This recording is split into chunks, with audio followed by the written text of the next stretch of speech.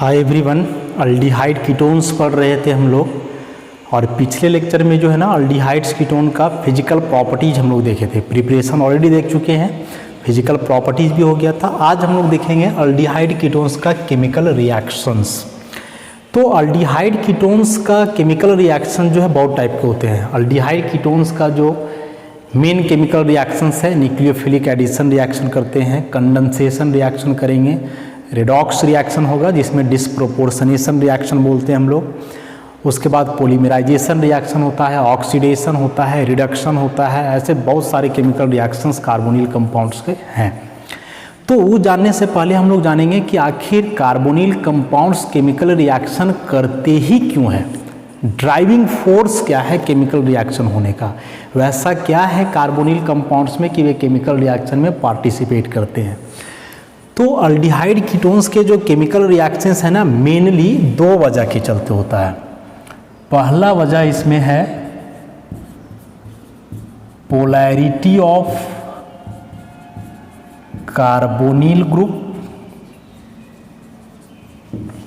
और दूसरा वजह है इसमें एसिडिटी ऑफ अल्फा हाइड्रोजन। तो ये दो मुख्य वजह हैं कार्बोनिल कंपाउंड्स के केमिकल रिएक्शंस का। ठीक है, देखो पढ़े हम लोग कि कोई भी ऑर्गेनिक रिएक्शन जो है ना जनरली रिएक्शन इंटरमीडिएट से होकर के होता है। बेसिक ऑफ ऑर्गेनिक केमिस्ट्री में पढ़े हैं कि जो ऑर्गेनिक रिएक्शंस होते हैं उसमें डायरेक्टली रिएक्टेंट प्रोडक्ट में कन्वर्ट नहीं होता है, बल्कि उस रिएक्टेंट और प्रोडक्ट के बीच में एक स्पीसीज बनता है जिसको रिएक्शन इंटरमीडिएट बोलते हैं। माने रिएक्टेंट पहले रिएक्शन इंटरमीडिएट में बदलेगा, देन इंटरमीडिएट प्रोडक्ट में कन्वर्ट होगा। तो हम लोग को देखना केवल ये है कि रिएक्शन इंटरमीडिएट का फॉर्मेशन कैसे होता है। जब तक रिएक्शन इंटरमीडिएट का फॉर्मेशन नहीं होगा किसी ऑर्गेनिक स्पीसीज में, तो कभी भी केमिकल रिएक्शन में पार्टिसिपेट नहीं करेगा। तो यदि वह केमिकल रिएक्शन में पार्टिसिपेट कर रहा है, इसका मतलब कि उसमें कोई रिएक्शन इंटरमीडिएट बन रहा है। तो रिएक्शन इंटरमीडिएट में हम लोग क्या देखे थे, कार्बोकेटायन, कार्बन आयन, उसके बाद फ्री रेडिकल्स, बेंजाइन, नाइट्राइन, इनामाइन, ऐसे बहुत सारे थे। और फिर बीच में रिएक्टिव स्पीसीज होते थे, इलेक्ट्रोफाइल्स और न्यूक्लियोफाइल्स होते थे। तो ये सब भी हम लोग पढ़े थे। तो ये सब जो कुछ रिएक्टिव स्पीसीज होते हैं ना, इनका फॉर्मेशन होना जरूरी है, तभी वह स्पीसीज केमिकल रिएक्शन में पार्टिसिपेट करेगा। तो हम लोग केवल ये देखेंगे कि आखिर अल्डिहाइड्स और कीटोन्स में कैसे इस प्रकार के रिएक्टिव स्पीसीज का फॉर्मेशन होता है। तो सबसे पहले जो लिखे हम लोग पोलैरिटी ऑफ कार्बोनिल ग्रुप। तो कार्बोनिल ग्रुप हम लोग जानते हैं कि होता है C डबल बॉन्ड O, ऐसा ऑक्सीजन पे दो लोन पेयर। जनरल बात देखें तो कार्बन से अधिक होता है किसका, ऑक्सीजन का इलेक्ट्रोनेगेटिविटी। तो उस लहजे से ऑक्सीजन पे पार्शियल नेगेटिव देना चाहेंगे और कार्बन पे partial positive. Negative positive charge आ गया, मतलब एक ग्रुप क्या हो गया, पोलर। इसलिए हम लोग बोल रहे हैं polar carbonyl group, polarity of carbonyl group. अब यदि इसका इलेक्ट्रोनेगेटिविटी अधिक है तो मान लो उस हिसाब से इसका पाई इलेक्ट्रॉन यहाँ शिफ्ट कर देते हैं हम लोग। तो शिफ्ट करने से देखो कुछ इस टाइप का चीज़ बनेगा। ऑक्सीजन पे 3 लोन पेयर आ जाएगा नेगेटिव चार्ज, कार्बन पे आ जाना है पॉजिटिव चार्ज। जहाँ पॉजिटिव चार्ज होता है मतलब वहाँ इलेक्ट्रॉन डेंसिटी कम है। इलेक्ट्रॉन डेंसिटी कम होता है तो वैसे जगह को हम लोग बोलते हैं इलेक्ट्रॉन डेफिशिएंट या फिर इलेक्ट्रोफिलिक साइट। इलेक्ट्रोफिलिक साइट मतलब इसको इलेक्ट्रॉन के प्रति लगाव है, इसको इलेक्ट्रॉन चाहिए। और यहाँ नेगेटिव है माने इलेक्ट्रॉन डेंसिटी ज़्यादा है, तो इसको हम लोग बोलेंगे न्यूक्लियोफिलिक साइट। समझ गए, जहाँ इलेक्ट्रॉन कम होगा उसको इलेक्ट्रोफिलिक साइट, और जहाँ इलेक्ट्रॉन अधिक होगा उसको हम लोग बोलेंगे न्यूक्लियोफिलिक साइट। तो अल्डिहाइड कीटोन्स में जो कार्बोनिल ग्रुप है वह पोलर नेचर का है, और उस पोलैरिटी के चलते जो ऑक्सीजन एटम है वह इलेक्ट्रॉन रिच है, न्यूक्लियोफिलिक नेचर का है, और जो कार्बोनिल कार्बन है वह इलेक्ट्रॉन डेफिशिएंट है, और ये किस नेचर का है, इलेक्ट्रोफिलिक नेचर का है। तो यहाँ तक हम लोग समझ गए इलेक्ट्रोफिलिक और न्यूक्लियोफिलिक नेचर। देखो इस कार्बन के पास इलेक्ट्रॉन कम, इसके पास इलेक्ट्रॉन ज़्यादा। ये कम और ज़्यादा इलेक्ट्रॉन हुआ मैंने इलेक्ट्रोफाइल और न्यूक्लियोफाइल का फॉर्मेशन हुआ, और ये सभी स्पीसीज क्या होते हैं, रिएक्टिव होते हैं, काफ़ी रिएक्टिव स्पीसीज है। और अभी हम बताए कि केमिकल रिएक्शन में पार्टिसिपेट तभी करता है कोई स्पीसीज जब बीच में कोई रिएक्टिव स्पीसीज का फॉर्मेशन हो, तो बनता है। देखो यहाँ बन रहा है इलेक्ट्रोफाइल और न्यूक्लियोफाइल साइट, इलेक्ट्रोफिलिक और न्यूक्लियोफिलिक साइट का फॉर्मेशन हो रहा है, और इसी के चलते जो है कार्बोनिल कंपाउंड्स भाग लेते हैं केमिकल रिएक्शन में। अब देखो कि चूंकि कार्बन इलेक्ट्रोफिलिक नेचर का है, माने यहाँ इलेक्ट्रॉन की कमी है, तो यहाँ कोई ग्रुप अटैक करेगा, और कौन सा ग्रुप अटैक करेगा, जिसके पास इलेक्ट्रॉन ज़्यादा हो। चूंकि यहाँ इलेक्ट्रॉन कम है तो यहाँ वही ग्रुप आकर के जुड़ेगा जिसके पास इलेक्ट्रॉन ज़्यादा हो, और जिसके पास इलेक्ट्रॉन ज़्यादा होता है उसको हम लोग बोलते हैं न्यूक्लियोफाइल, मतलब इस जगह पे अटैक करेगा nucleophile, attacked by the nucleophile. Nucleophile के द्वारा क्या होगा, अटैक होगा। उसी प्रकार से ये न्यूक्लियोफिलिक साइट है, माने यहाँ इलेक्ट्रॉन ज़्यादा है, तो यहाँ कौन अटैक करेगा, जिसके पास इलेक्ट्रॉन कम हो, और जिसके पास इलेक्ट्रॉन कम होता है वो कहलाता है इलेक्ट्रोफाइल। तो अटैक्ड बाय द इलेक्ट्रोफाइल, ऐसा समझे बात को। कार्बन के पास इलेक्ट्रॉन कम है, इलेक्ट्रोफिलिक हुआ, तो यहाँ वो अटैक करेगा जिसके पास इलेक्ट्रॉन ज़्यादा है, मतलब न्यूक्लियोफाइल। ऑक्सीजन के पास इलेक्ट्रॉन ज़्यादा है तो न्यूक्लियोफिलिक नेचर का हुआ, तो यहाँ वो अटैक करेगा जिसके पास इलेक्ट्रॉन कम है, मतलब इलेक्ट्रोफाइल। और इलेक्ट्रोफाइल और न्यूक्लियोफाइल का जब अटैक होगा तो आगे केमिकल रिएक्शन में पार्टिसिपेट करेगा, क्योंकि जितने भी ऑर्गेनिक रिएक्शंस हैं, all organic reactions are proceed by the attack of either electrophile और न्यूक्लियोफाइल। यही दो स्पीसीज होते हैं ऑर्गेनिक रिएक्शन में। आप ये दोनों स्पीसीज को पहचान जाओ, न्यूक्लियोफाइल इलेक्ट्रोफाइल, तो ऑटोमेटिकली केमिकल रिएक्शन को कर दोगे कि न्यूक्लियोफाइल हमेशा इलेक्ट्रोफिलिक साइट पे अटैक करेगा और इलेक्ट्रोफाइल हमेशा न्यूक्लियोफिलिक साइट पे अटैक करेगा। तो पहला रीजन ये हुआ केमिकल रिएक्शन होने का, कार्बोनिल कंपाउंड का पोलैरिटी, जिसके चलते इलेक्ट्रोफिलिक और न्यूक्लियोफिलिक साइट का फॉर्मेशन होता है, और फिर इलेक्ट्रोफाइल न्यूक्लियोफाइल अटैक करके आगे रिएक्शंस होंगे। दूसरा एसिडिटी ऑफ अल्फा हाइड्रोजन। तो अल्फा हाइड्रोजन क्या होता है हम लोग पहले से जानते हैं। जैसे मान लो कि कोई फंक्शनल ग्रुप है, कार्बन है, फिर कार्बन है, कार्बन कार्बन, ऐसे बढ़ते जाओ, तो फंक्शनल ग्रुप के जस्ट बगल वाला कार्बन को हम लोग बोलते हैं अल्फा कार्बन, इसके बगल वाला को बोलेंगे बीटा, इसके बगल वाला को बोलेंगे गामा, डेल्टा, एप्सिलॉन, और इसके बगल में हो तो ओमेगा, पहले भी बताया है। तो यहाँ लिखें एसिडिटी ऑफ अल्फा हाइड्रोजन। तो अल्फा हाइड्रोजन मतलब अल्फा कार्बन से जुड़ा हुआ हाइड्रोजन। अल्फा कार्बन से जो हाइड्रोजन जुड़ा हुआ रहता है वैसे हाइड्रोजन को हम लोग क्या बोलते हैं, अल्फा हाइड्रोजन बोलते हैं। तो अल्डिहाइड कीटोन का फंक्शनल ग्रुप होता है C डबल बॉन्ड O। तो ये तो फंक्शनल ग्रुप ही हुआ। इसके बगल में जैसे यहाँ कोई कार्बन है तो ये हो जाएगा अल्फा कार्बन, और इस अल्फा कार्बन में मान लो कोई हाइड्रोजन जुड़ा हुआ है, इसका बाकी बॉन्ड इधर अपना रहेगा। तो इस हाइड्रोजन को हम लोग बोल रहे हैं क्या, अल्फा हाइड्रोजन। और लिखें कि जो अल्फा हाइड्रोजन है वो एसिडिक नेचर का होता है। एसिडिक कैसे होता है सो देखो, ये जो C डबल बॉन्ड O है, तो हम लोग पढ़े कि जो डबल ट्रिपल बॉन्ड वाला ग्रुप होता है ये सब इलेक्ट्रॉन विथ ड्रॉइंग ग्रुप होता है, इलेक्ट्रॉन लेने वाला ग्रुप होता है। तो इलेक्ट्रॉन कैसे लेगा, तो कार्बन ऑक्सीजन में ऑक्सीजन का इलेक्ट्रोनेगेटिविटी ज़्यादा है, तो ये ऑक्सीजन क्या करेगा कि कार्बन के इलेक्ट्रॉन को लेगा। जब ई कार्बन के पास इलेक्ट्रॉन की कमी होगी तो बदले में कार्बन इस बॉन्ड का इलेक्ट्रॉन खींचेगा, इधर से भी खींच सकता है। और जब इस कार्बन के पास इलेक्ट्रॉन की कमी होगी, क्योंकि इसका इलेक्ट्रॉन तो इधर चला जा रहा है, तो ये बदले में किसका खींचेगा, हाइड्रोजन का। और चूंकि हाइड्रोजन का यहाँ इलेक्ट्रोनेगेटिविटी सबसे कम है, ये किसी से जुड़ा हुआ भी नहीं है, तो मजबूरी में हाइड्रोजन को यहाँ से बाहर होना पड़ेगा in the form of H+, क्योंकि इस हाइड्रोजन का इलेक्ट्रॉन कौन ले रहा है, कार्बन, तो ये बिना इलेक्ट्रॉन का हो जाएगा। और हाइड्रोजन बिना इलेक्ट्रॉन का माने H+, और H+ मतलब शो करता है किस नेचर का है, एसिडिक नेचर का है। तो ये वाला बात मेनली अल्फा कार्बन के साथ होगा। इसके बगल में कार्बन है, वहाँ हाइड्रोजन है, तो इसका भी इलेक्ट्रॉन जाएगा, लेकिन ये काफ़ी दूर हो जा रहा है इससे, तो कम। हम लोग पढ़ें कि जो इंडक्टिव इफेक्ट होता है, आई इफेक्ट, ये डिस्टेंस पे डिपेंड करता है। वो जितना नज़दीक हो उतना ज़्यादा डोमिनेंट होगा, और जैसे जैसे दूरी बढ़ेगी इसका डोमिनेंसी कम होते जाता है।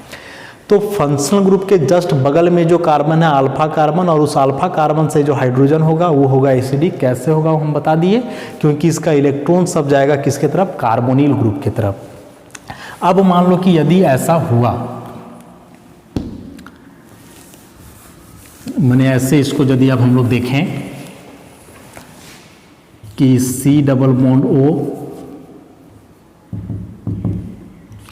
और यहाँ कार्बन और इसमें है हाइड्रोजन, तो हम क्या बताएं कि E वाला इलेक्ट्रॉन ले लेगा ऑक्सीजन, कार्बन के पास कम, तो E कार्बन इसका लेगा और फिर E कार्बन हाइड्रोजन का। तो फाइनली क्या करें कि इस बॉन्ड को ही हम लोग यहाँ शिफ्ट कर दें, ऐसे दिखा दें, double bond carbon oxygen single bond negative और ये हाइड्रोजन H+ के रूप में बाहर। तो ये तो शो कर रहा है कि एसिडिक नेचर का हुआ ऐसे, और साथ ही साथ जो यहाँ इसका फॉर्मेशन हुआ, इस स्पीसीज को हम लोग बोलते हैं enolate ion, and enolate ion is also a reaction intermediate. Enolate भी जो है एक प्रकार का रिएक्शन इंटरमीडिएट है, ये भी एक काफ़ी रिएक्टिव केमिकल स्पीसीज है जो केमिकल रिएक्शन को आगे प्रोसीड करने में जो है सो क्या करता है, मदद करता है। या फिर इसको हम लोग ऐसे दिखलाएं कि इस तरह से ना दिखला करके हम लोग ऐसे करें, देखो ये जो हाइड्रोजन है इसका इलेक्ट्रॉन कार्बन को शिफ्ट करें, ये नहीं दिखाएं हम लोग, तो ये ऐसे नहीं हो जाएगा, यहाँ 2 इलेक्ट्रॉन आ जाएगा और 2 इलेक्ट्रॉन के साथ साथ नेगेटिव, क्योंकि बढ़ गया 2 3 4 5 इलेक्ट्रॉन, तो कार्बन पे नेगेटिव मैंने किसका फॉर्मेशन हुआ, कार्बन आयन का फॉर्मेशन हो गया। कार्बन आयन एक इंटरमीडिएट है और इसी का रेजोनेंस दिखलाए हैं, ये 2 इलेक्ट्रॉन यहाँ और यहाँ, तो देखो फिर से ऐसा ही बन जाएगा, इनोलेट आयन का फॉर्मेशन हो जाएगा। तो एसिडिक हाइड्रोजन जो है अल्फा कार्बन से जुड़ा हुआ कार्बोनिल कंपाउंड में, तो उस एसिडिक हाइड्रोजन के चलते जो है फॉर्मेशन होता है इनोलेट आयन का या फिर कार्बन आयन का। चूंकि यह भी एक रिएक्शन इंटरमीडिएट है, रिएक्टिव केमिकल स्पीसीज है, तो इसके चलते केमिकल रिएक्शन हो सकता है। तो ओवरऑल यही 2 मेन बात है जिसके चलते अल्डिहाइड और कीटोन्स के most of the chemical reactions होते हैं, कार्बोनिल ग्रुप का पोलैरिटी के चलते और दूसरा अल्फा हाइड्रोजन का एसिडिटी के चलते, क्योंकि दोनों वजह से बीच में जो है रिएक्टिव साइट बनते हैं, रिएक्टिव स्पीसीज बनते हैं जो केमिकल रिएक्शन में पार्टिसिपेट करते हैं। अब जो मोस्ट कॉमन रिएक्शन होता है कार्बोनिल कंपाउंड का, वह होता है उसका न्यूक्लियोफिलिक एडिशन रिएक्शन। तो उसको अब हम लोग जरा समझेंगे।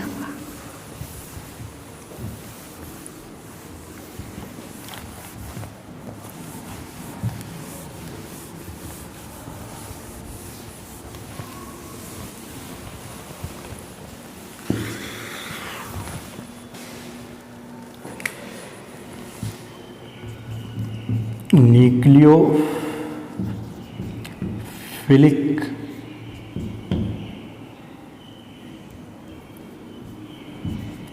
Addition reactions of aldehydes and ketones, nucleophilic addition reactions of aldehydes and ketones. तो न्यूक्लियोफिलिक एडिशन रिएक्शन मतलब शॉर्ट में इसको हम लोग लिखते हैं NAR, न्यूक्लियोफिलिक एडिशन रिएक्शन। तो अल्डिहाइड और कीटोन का जो न्यूक्लियोफिलिक एडिशन रिएक्शन है, इसका बहुत ही कॉमन रिएक्शन है कि अल्डिहाइड कीटोन जनरली यह रिएक्शन करते ही हैं, निश्चित रूप से करेंगे। तो न्यूक्लियोफिलिक एडिशन रिएक्शन क्या है, देखो इसमें 2 वर्ड है, न्यूक्लियोफिलिक और एडिशन। एडिशन मैंने कोई ग्रुप जुड़ेगा और न्यूक्लियोफिलिक मैंने किसका एडिशन होना है, न्यूक्लियोफाइल का। तो यदि किसी केमिकल रिएक्शन में या फिर कोई ऑर्गेनिक रिएक्शन में न्यूक्लियोफाइल का एडिशन होकर के प्रोडक्ट का फॉर्मेशन हो, तो ऐसे रिएक्शन को हम लोग बोलेंगे nucleophilic addition reaction. Addition reaction का एक हम प्रॉपर्टी बताएं हैं कि एडिशन रिएक्शन में क्या होता है कि जो डबल या फिर जो ट्रिपल बॉन्ड होते हैं, ये कन्वर्ट हो जाते हैं किसमें, सिंगल बॉन्ड में। एडिशन रिएक्शन पहचानने का तरीका ही है कि शुरू में जो सबस्ट्रेट मॉलिक्यूल होंगे उसमें डबल या ट्रिपल बॉन्ड होगा, अनसैचुरेशन होगा, लेकिन एडिशन रिएक्शन के बाद वह डबल बॉन्ड सिंगल में बदल जाएगा, या फिर ट्रिपल है तो डबल चाहे सिंगल, माने अनसैचुरेशन घट जाएगा या पूरी तरह से हट जाएगा ऐसे। तो देखते हैं हम लोग कि आखिर कैसे न्यूक्लियोफिलिक एडिशन रिएक्शन में पार्टिसिपेट करते हैं अल्डिहाइड कीटोन्स। तो जैसे मान लो कि कोई भी कार्बोनिल कंपाउंड है, तो ये वाला ग्रुप तो रहेगा ही, अगल बगल कुछ ग्रुप होगा अपना एल्डिहाइड कीटोन के हिसाब से। मान लो ये कार्बोनिल ग्रुप नहीं, कार्बोनिल कंपाउंड ही है ऐसा। अब बताए हम कि कार्बन ऑक्सीजन के बीच यहाँ जो है डबल बॉन्ड ट्रिपल बॉन्ड है, ऑक्सीजन का इलेक्ट्रोनेगेटिविटी अधिक है, तो ये ऑक्सीजन क्या करता है कि इस इलेक्ट्रॉन को ले लेता है। तो ऐसा करने से कार्बन के पास आता है प्लस, देखे हैं, और कार्बन के पास प्लस है मतलब इलेक्ट्रोफाइल के जैसा काम करेगा। तो इस कार्बन को हम लोग बोलेंगे इलेक्ट्रोफिलिक सेंटर। इस कार्बन को हम लोग क्या बोलेंगे, इलेक्ट्रोफिलिक सेंटर, क्योंकि वहाँ इलेक्ट्रॉन की कमी होगी इसलिए वो कहलाएगा इलेक्ट्रोफिलिक सेंटर। अब जब यहाँ इलेक्ट्रॉन की कमी होगी, इसका इलेक्ट्रॉन ऑक्सीजन ले लेगा, तो मान लो यहाँ हम लोग कोई रिएजेंट ले लें Nu-, यहाँ प्लस है तो जाहिर सी बात है यहाँ माइनस वाला चीज़ लेना होगा ऐसे। तो इस रिएजेंट के आने से जो पाई इलेक्ट्रॉन है वो शिफ्ट हो जाएगा किस पर, ऑक्सीजन पे। तो याद करो बेसिक ऑफ ऑर्गेनिक केमिस्ट्री में पढ़े थे हम लोग कि यदि किसी रिएजेंट के आने से पाई इलेक्ट्रॉन शिफ्ट करे किसी एटम पे तो इसको हम लोग बोलते थे इलेक्ट्रोमेरिक इफेक्ट, ई इफेक्ट। मतलब इस केस में होना है इलेक्ट्रोमेरिक इफेक्ट कि न्यूक्लियोफाइल नहीं आएगा ना तो यहाँ इलेक्ट्रॉन का शिफ्टिंग वैसा नहीं होगा। ये रिएजेंट के आ जाने के चलते जो है सो वहाँ शिफ्टिंग हो जाता है पाई इलेक्ट्रॉन का। और यदि किसी रिएजेंट के आ जाने से पाई इलेक्ट्रॉन का शिफ्टिंग हो तो इस फेनोमेनन को इलेक्ट्रोमेरिक इफेक्ट बोलते हैं हम लोग। दो टाइप का होता था, प्लस ई माइनस ई। यहाँ देखते हैं हम लोग क्या होगा। तो पाई इलेक्ट्रॉन हम लोग शिफ्ट किए किस पर, ऑक्सीजन पे। तो कार्बन पे आएगा प्लस, तो ये जो माइनस वाला है ई जा करके अटैक करेगा यहाँ। तो इलेक्ट्रॉन शिफ्ट किए ऑक्सीजन पर, लेकिन रिएजेंट जा करके अटैक कर रहा है कार्बन पे। तो इलेक्ट्रॉन कहीं और शिफ्ट किए, रिएजेंट कहीं और जुड़ा, तो इसको बोलते थे माइनस ए इफेक्ट। अब ऐसा करोगे तो देखो तो क्या होगा, कार्बन ये हो जाएगा O माइनस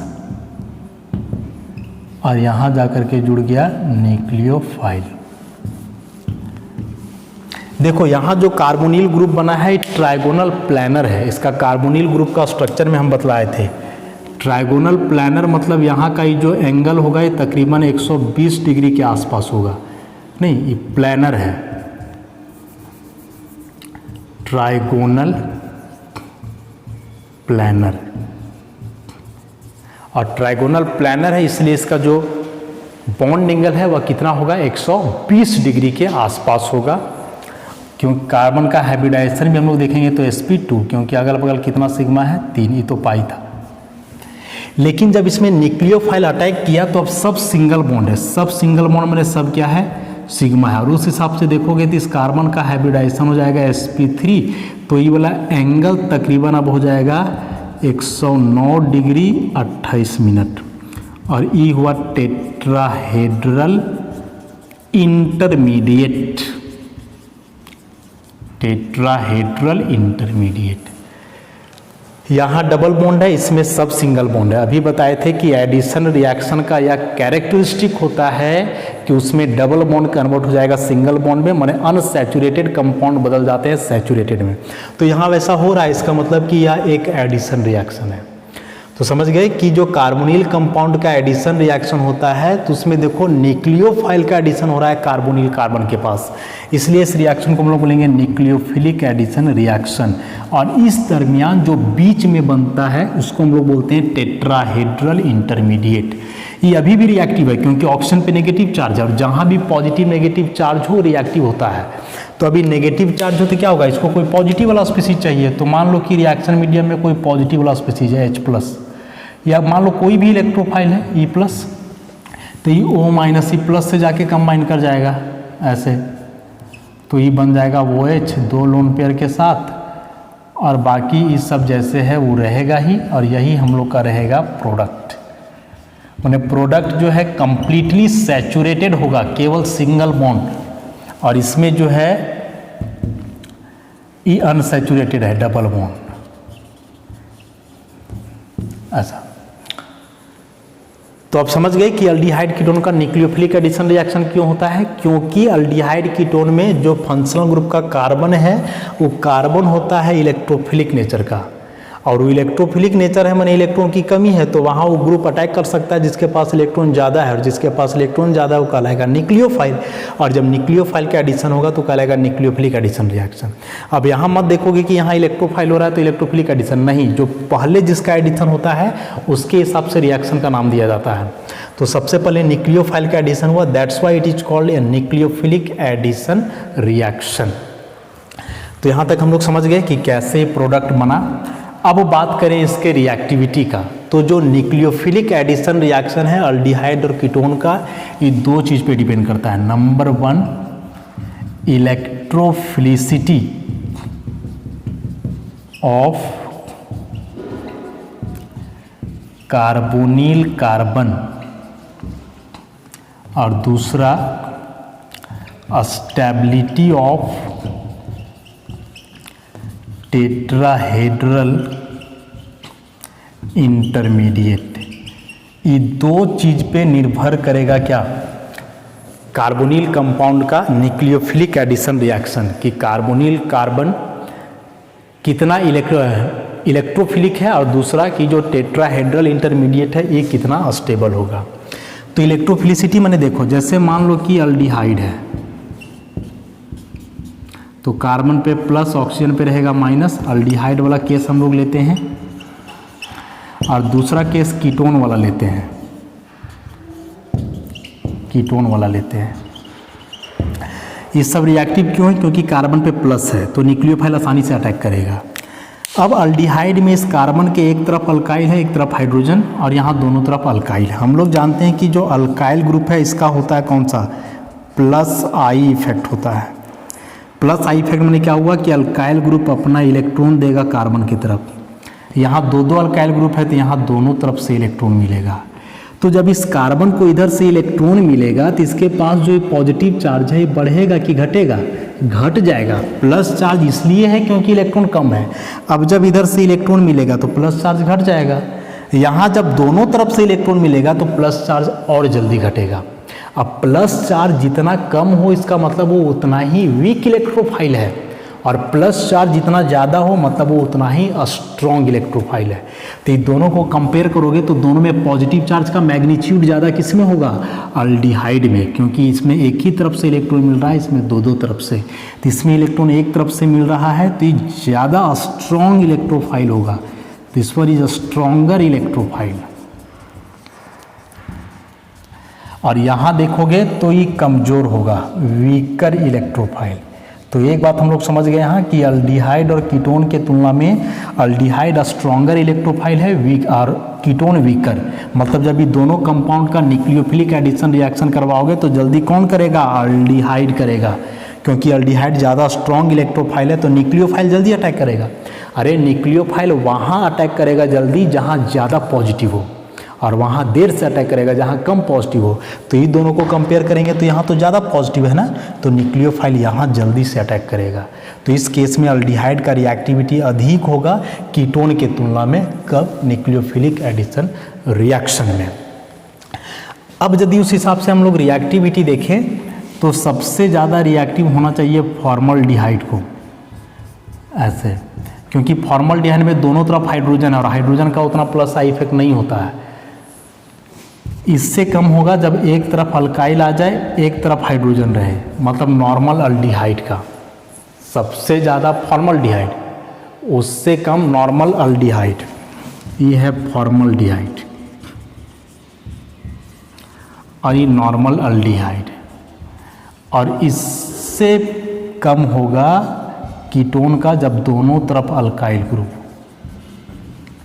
ऐसा। तो पूछेगा ऐसे 3-4 अल्डिहाइड कीटोन दिया हुआ रहेगा और पूछेगा कि सबसे स्ट्रॉन्ग इलेक्ट्रोफाइल कौन, तो सबसे स्ट्रॉन्ग तो फॉर्मल्डिहाइड है। अब फॉर्मल्डिहाइड नहीं रहेगा तो बाकी में देख लोगे। अब मान लो कि चारों कीटोन ही दिया हुआ है तो चारों कीटोन ही रहेगा, तो अल्काइल ग्रुप देखोगे कि अल्काइल ग्रुप कितना छोटा है। जितना छोटा अल्काइल ग्रुप रहेगा उतना कम इलेक्ट्रॉन देगा तो उतना स्ट्रॉन्ग इलेक्ट्रोफाइल, और बड़ा अल्काइल ग्रुप रहा तो ज़्यादा इलेक्ट्रॉन देगा तो वीकर इलेक्ट्रोफाइल होगा। तो पहला बात ही हम लोग देख लिए ना इलेक्ट्रोफिलिक नेचर वाला कि किस हिसाब से हुआ। सो फॉर्मल्डिहाइड सबसे स्ट्रॉन्ग, और जैसे जैसे अगल बगल अल्काइल ग्रुप का संख्या या साइज बढ़ेगा तो उसका इलेक्ट्रोफिलिसिटी घटेगा और न्यूक्लियोफिलिक एडिशन रिएक्शन में रिएक्टिविटी भी घटेगा। दूसरा factor stability of tetrahedral intermediate. देखो शुरुआत में बॉन्ड एंगल 120, यहाँ 109 डिग्री 28, तो इसके तुलना में जैसे मान लो कि यहाँ जो अभी दो ग्रुप लगा हुआ है दोनों के बीच एंगल 120 है और यहाँ जो दो ग्रुप है इसके बीच का एंगल 109 है, तो पहले के तुलना में ग्रुप नज़दीक आया कि दूर गया? नज़दीक आ गया। शुरू में मान लो एंगल इतना है 120 और घट करके हो गया इतना, ऐसे 109, 120। तो जब ये ग्रुप नज़दीक आ जाएगा तो इसके बीच रिपल्सन भी तो स्टार्ट होगा, और ये जो रिपल्सन होता है इसको हम लोग क्या बोलते हैं? अस्टेरिक हिंडरेंस। ग्रुप के बीच जो रिपल्सन होता है इसको हम लोग क्या बोलते हैं? अस्टेरिक हिंडरेंस। तो चूंकि यह जो टेट्राहेड्रल इंटरमीडिएट है इसमें जो एडजेसेंट ग्रुप्स होते हैं, अगल बगल के ग्रुप्स, वे नज़दीक होते हैं किसके तुलना में? कार्बोनिल कंपाउंड की तुलना में, क्योंकि एंगल घट रहा है। और जब ग्रुप्स नज़दीक आएंगे तो उनके बीच रिपल्सन स्टार्ट होगा, जिसको हम लोग बोलते हैं अस्टेरिक हिंडरेंस। जितना ज़्यादा रिपल्सन होगा उतना ही कम स्टेबल होगा और फिर कार्बोनिल कंपाउंड का रिएक्टिविटी उतना ही कम। तो कोशिश करना है कि यहाँ ज़्यादा स्टेबल इंटरमीडिएट बने, और ये ज़्यादा स्टेबल इंटरमीडिएट कब बनेगा? जब यहाँ छोटा ग्रुप हो। जैसे मान लो दोनों हाइड्रोजन है तो यहाँ दोनों हाइड्रोजन रहेगा तो ये न्यूक्लियोफाइल इसके बीच बहुत ज़्यादा रिपल्सन नहीं होगा। लेकिन मान लो कि यहाँ बड़ा ग्रुप है बेंजीन, यहाँ भी लगा हुआ है बेंजीन, यहाँ भी वैसा ही हो जाए बेंजीन और यहाँ भी रहे बेंजीन, बीच में न्यूक्लियोफाइल है, ये भी मान लो कि बेंजीन ही रहे। अब देखो कि कितना बड़ा बड़ा ग्रुप आया। जब इतना बड़ा बड़ा ग्रुप अगल बगल रहेगा तो दोनों के बीच रिपल्सन माने बहुत ज़्यादा स्टेरिक हिंडरेंस, और जब बहुत ज़्यादा स्टेरिक हिंडरेंस होगा तो ये काफ़ी अनस्टेबल हो जाएगा और इस केस में इसका रिएक्टिविटी काफ़ी डिक्रीज कर जाएगा। तो ये दोनों फैक्टर हम लोग को बता रहा है, दोनों मतलब इलेक्ट्रोफिलिसिटी और स्टेबिलिटी, कि जितना छोटा ग्रुप यहाँ रहे उतना ज़्यादा रिएक्टिव। देखो हाइड्रोजन यदि रहेगा सबसे छोटा है तो इसका इलेक्ट्रोफिलिसिटी भी ज़्यादा होगा और ये जो टेट्राहेड्रल इंटरमीडिएट बनेगा इसका स्टेबिलिटी भी ज़्यादा होगा।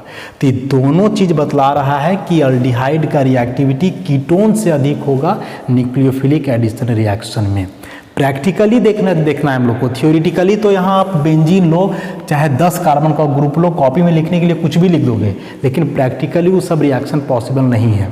लोग बतलाने के लिए कोई भी रिएक्शन लिखवा देता है, लेकिन कोई भी रिएक्शन लिखाने से नहीं होगा ना, प्रैक्टिकली पॉसिबल है कि नहीं ये देखा जाता है। तो इतना तो हम लोग समझ गए कि अल्डिहाइड कीटोन्स का न्यूक्लियोफिलिक एडिशन रिएक्शन में अल्डिहाइड कीटोन में जितना छोटा छोटा ग्रुप रहे वह उतना ज़्यादा रिएक्टिव होगा। बड़ा ग्रुप आने से दो बातें होंगी, पहला कि इलेक्ट्रोफिलिसिटी भी घट जाएगा और दूसरा कि जो टेट्राहेड्रल इंटरमीडिएट है इसका स्टेबिलिटी भी घटेगा, और ये दोनों केस में उसका रिएक्टिविटी क्या करेगा? डिक्रीज कर जाएगा। नोट्स में सब कुछ लाइन बाय लाइन लिखा हुआ रहेगा, बस पढ़ोगे, वीडियो के द्वारा उसको जो है समझने का प्रयास करोगे। रिएक्शन रटने से कुछ नहीं होता है, ऑर्गेनिक में यदि कंसेप्ट बनाना है तो समझना पड़ेगा। अच्छा, जैसे मान लो कि अब हम लोग कंपैरिजन करें, एक नॉर्मल अल्डिहाइड लेने और एक बेंजल डिहाइड लेने, एरोमेटिक अल्डिहाइड।